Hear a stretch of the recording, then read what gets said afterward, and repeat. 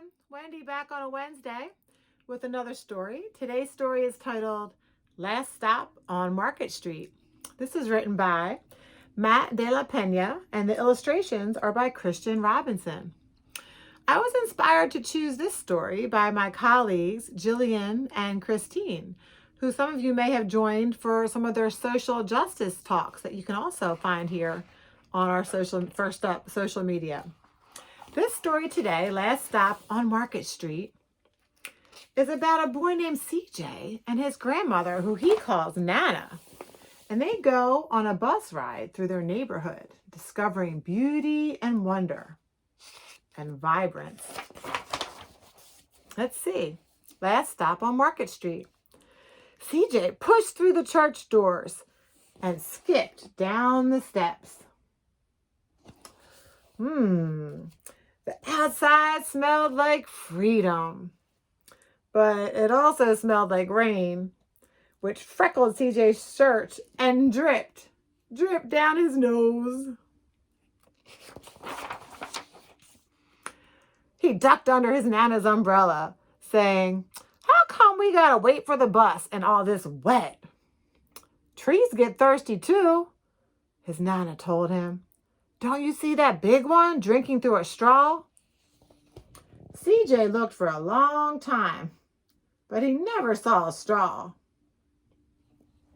I wonder what his Nana meant about a straw, the tree drinking through a straw. I wonder. From the bus stop, he watched the water pool on flower petals, watched the rain patter, patter against the windshield of a nearby car. His friend Colby climbed in and gave CJ a wave, and he drove off with his dad. "Nana, how come we don't got a car?"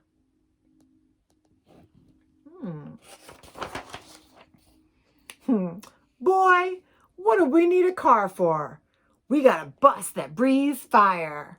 And old Mr. Dennis, who always has a trick for you." The bus creaked to a stop in front of them. It sighed and sagged, and the door swung open. There goes CJ stepping on the bus. There's the fire breathing.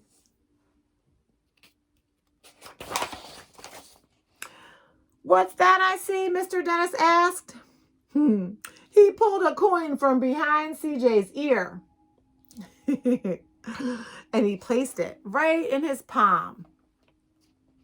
Nana laughed, her deep laugh, and pushed CJ on into the bus. They sat right up front. There they are, sitting up front. The man across the way was tuning a guitar. An old woman with curlers had butterflies in the jar. Ooh.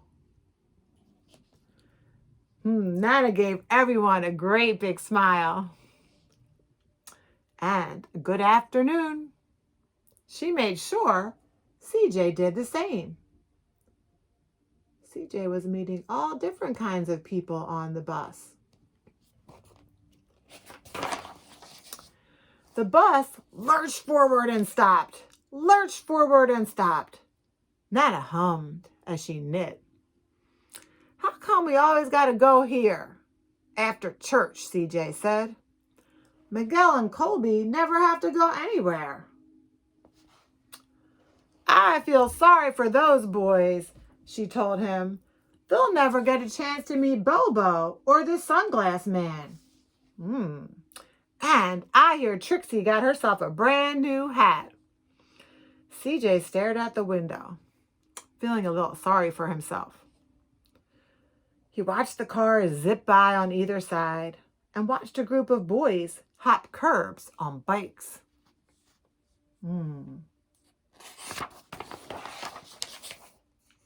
A man climbed on board with a spotted dog. CJ gave up his seat. "How come that man can't see?" "Boy, what do you know about seeing?" Nana told him. "Some people watch the world with their ears."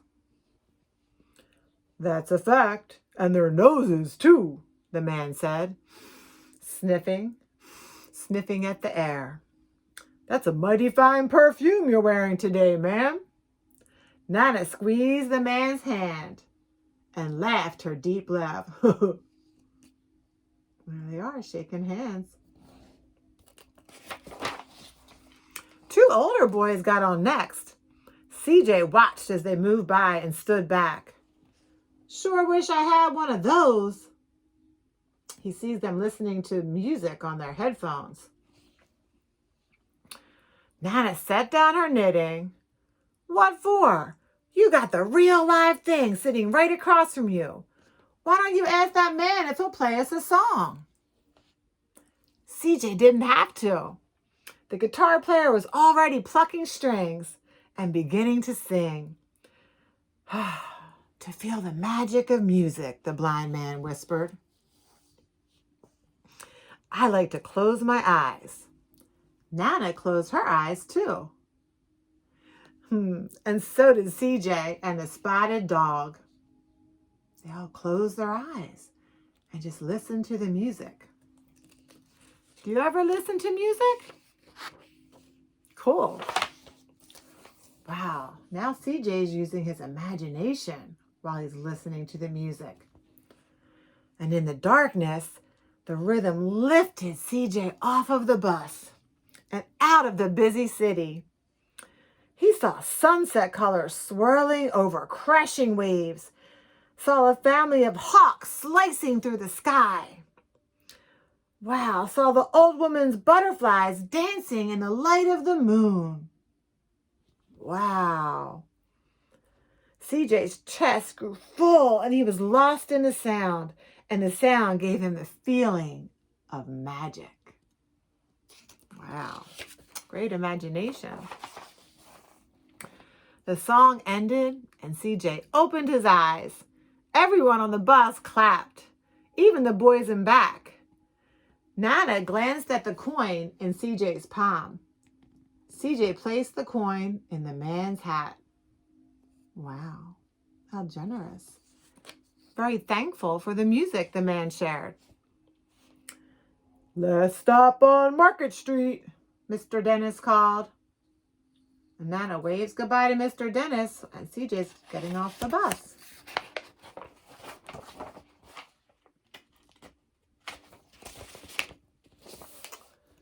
CJ looked around as he stepped off the bus. Crumbling sidewalks and broken down doors, graffiti-tagged windows and boarded up stores. He reached for his Nana's hand. How come it's always so dirty over here? She smiled and pointed to the sky. Sometimes when you're surrounded by dirt, CJ, you're a better witness for what's beautiful. You're a better witness for what's beautiful. Yes.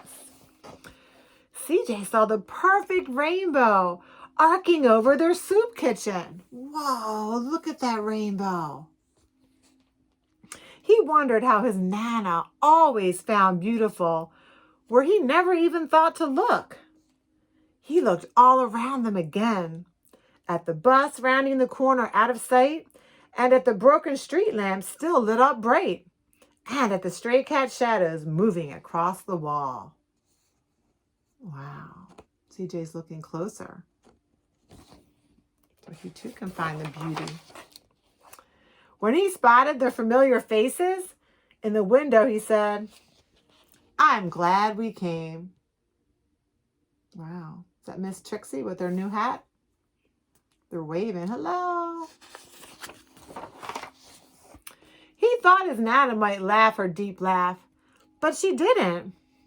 She patted him on the head and told him, me too, CJ. Now come on.